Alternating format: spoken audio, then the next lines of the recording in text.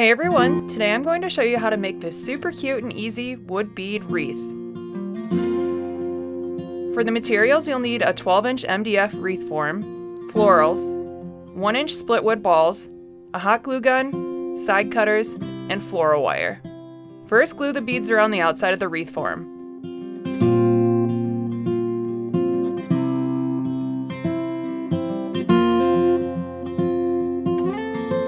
Then start cutting the florals and arranging them how you'd like.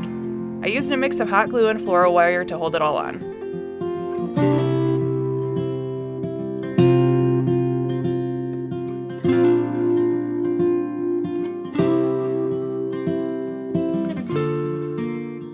And that's it! It turned out so cute and is the perfect wreath to hang up for those warmer spring days.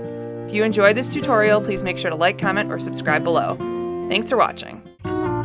Thank you for watching, and don't forget to subscribe.